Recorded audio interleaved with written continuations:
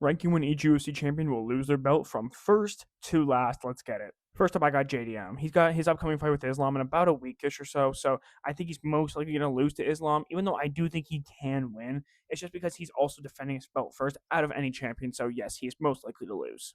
As tough as this is to say, I gotta go with Alexander Volkanovski on this next one. And it's not because he's a bad fighter, but every other fighter on this list has a very strong case to potentially be a long reigning, very dominant champion. And Volkanovski's getting up there in age in the featherweight division. Now, next up, I do have Alex Pereira. Now, hold on a second before you go to the comments and scream at me. It's not because I think he'll lose anytime soon. He's basically beaten almost everybody at this point. The only person left to beat is Carlos Ulberg, which I do favor him to win. But the reason why I think he will be next up is because of the fact that he's either A, going to move up to heavyweight, or B, he might just straight up retire and want to go into boxing or something. Like, he's achieved it all in MMA, and he said he's having a hard time making 205. So if he doesn't lose his belt, then he's probably going to vacate it.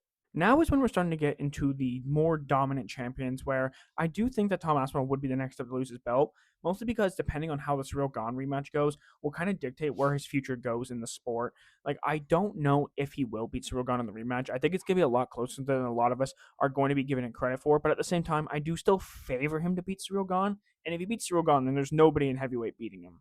Now, I don't know if this is a hot take or not, but I'm putting Ilya Taporia here because despite the fact that I don't think anybody in lightweight will beat Ilya, the fact of the matter is the lightweight division is so stacked, filled with talent from top to bottom, and there's always the potential that Ilya could absolutely lose one of these fights. I mean, he's only fought Charles Oliveira, so I want to see more of how he looks in the lightweight division. Next up, I have Alexander Pantoja, and the reason why I have him so high on this list is because he's already been so dominant, but at the same time, there is that potential that very soon he could lose because he is starting to get up there in age, and there's always the potential that a new contender could come up and show us what someone else has got potentially. Like Joshua Van, I know he's going to be fighting him in December, I believe it is, so that fight should be interesting, but I do think he will beat Joshua Van, but I'm predicting that soon Pantoja is probably going to start to go on a decline just simply due to his age. The second last champion to lose his belt most likely is going to be Marab. Now, the thing is with Marab, he's more likely to lose his belt in the sense that he's so active that eventually he could end up losing one of these by a freak knockout or something. But I do think he's going to beat Peter Yan.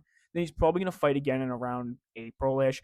And I just don't see him losing to anybody in this division anytime soon. And lastly, I got Hamza. He's very young, very inactive, which can actually help him be a champion long term. If he's only fighting once a year and he's already the top dog, and I don't see anybody in this division beating him, he could be a long reigning champion in the sense that he could hold his belt for a long time, but I don't necessarily see him accumulating a ton of title defenses.